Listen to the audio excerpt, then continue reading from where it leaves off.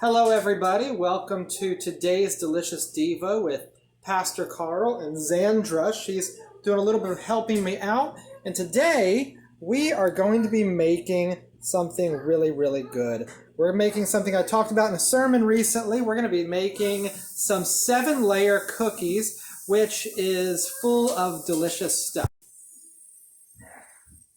In these 7-layer cookies we have graham cracker crumbs, we have some coconut, we have milk chocolate chips, we have butterscotch chips, we're going to have pecans and macadamia nuts, and it all comes together in delicious goodness thanks to our Eagle brand sweetened condensed milk and our butter, which is going to be melted and bring that graham cracker crust together.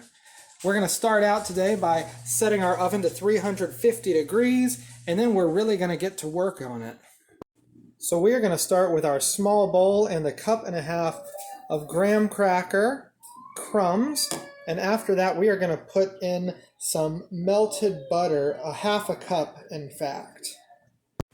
Now we are going to take our 1/2 cup of melted butter. I just melted a stick in the microwave, and we are going to go to town,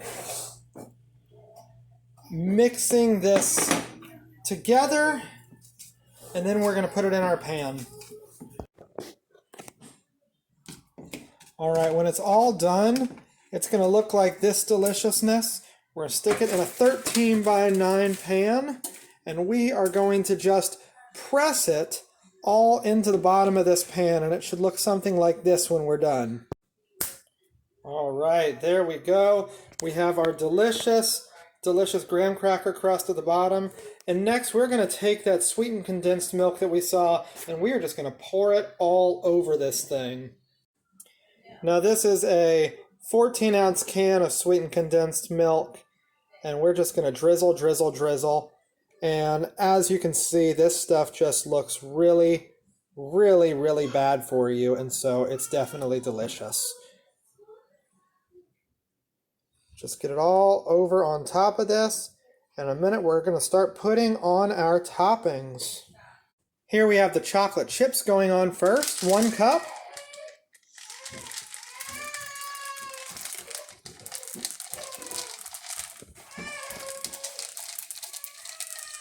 They smell me.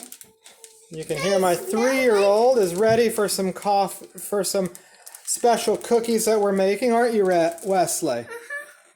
And your sister's ready for it too. I can hear her already.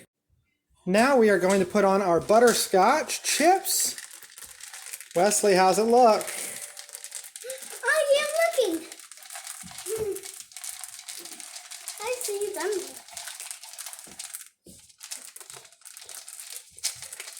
Just want to make sure we get it all over this thing. Now we are going to put on our nuts. We have pecan chips, and we also have macadamia nuts to go on top, 1/2 cup of each. You want about 1 cup of nuts depending on what nuts you really want in this thing. So we have our pecans, and now we are going to put on our macadamia nuts. The cool thing about buying nuts is a lot of times if you buy them already chopped up and stuff, they will tell you how many cups are in each of the bags, so that's really nice. Finally, to top it all off, we are going to add 1 1/3 cups of chopped unsweetened coconut, because there's plenty of sweet underneath of there already. So just make it look nice and white on top there, and you might need to do some landscaping afterwards just to make sure that everything is nice and good and ready to go. It's alright if you see a little bit of the other stuff going on top. And then after that, you are going to open up your preheated oven, and we're going to pop this thing in for 25 minutes. See you soon! Alright, while all of that is in the oven and baking, I was thinking this week through what it's like to have to persist, or maybe even have to learn to trust to God in difficult times. We've been talking a lot about trusting in God with everything going on, and I began to think about a story about the life of Elijah the prophet when somebody came to him expecting fully that he would tell him all sorts of difficult things he would have to do in order to be healed. And he was surprised when the answer was basically to trust in God, and we'll look into that a little bit. It's the story of Naaman in 2 Kings chapter 5. Let's hear the story. Naaman, commander of the army of the king of Aram, was a great man and in high favor with his master, because by him the Lord had given victory to Aram. The man, though a mighty warrior, suffered from leprosy. Now the Arameans on one of their raids had taken a young girl captive from the land of Israel, and she served Naaman's wife. She said to her mistress, "If only my lord were with the prophet who is in Samaria, how he would cure him of his leprosy." So Naaman went in and told his lord just what the girl from the land of Israel had said. And the king of Aram said, "Go then, and I will send along a letter to the king of Israel." He went, taking with him 10 talents of silver, 6,000 shekels of gold, and 10 sets of garments. He brought the letter to the king of Israel, which read, "When this letter reaches you, know that I have sent to you my servant Naaman, that you may cure him of his leprosy." When the king of Israel read the letter, he tore his clothes and said, "Am I God to give death or life, that this man sends word to me to cure a man of his leprosy? Just look and see how he is trying to pick a quarrel with me." But when Elisha, the man of God, heard that the king of Israel had torn his clothes, he sent a message to the king. "Why have you torn your clothes?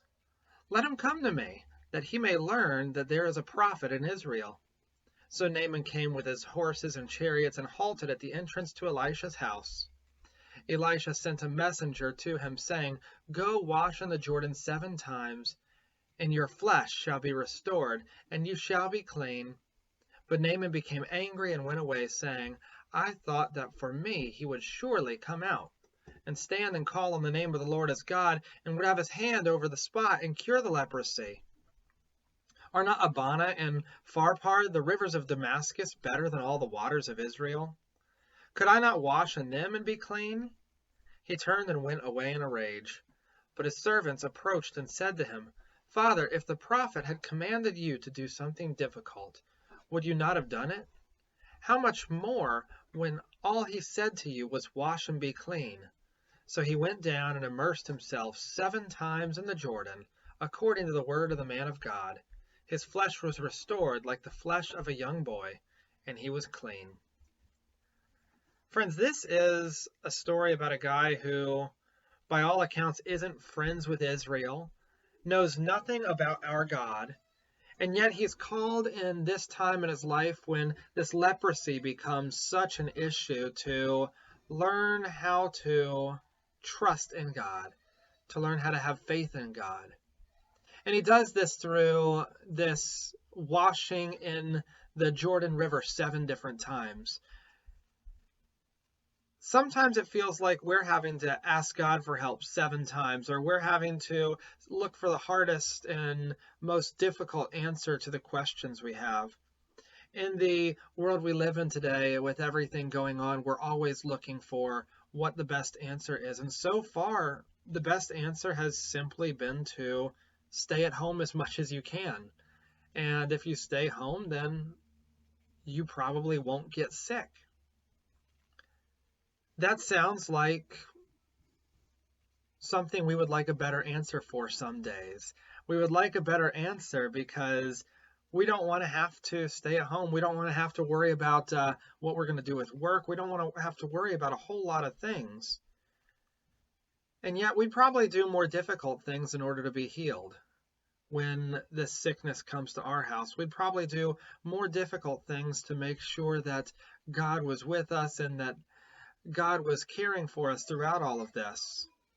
And so I think today we're called to be thankful for what God's doing for us and for what God does do for us through the healing work, through the healing sort of work that God does every day in our lives, as God lets us know that God is with us and God calls and teaches us to trust him more. Now, let's see if those cookies are done.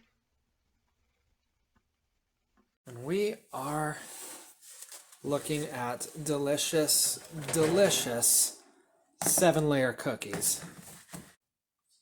Then when we're all done and it's cooled and we've cut it, we have something that looks a little bit like this. And at first it just looks like a gooey mess, but when you taste it, it tastes like a gooey mess too. Mm-hmm.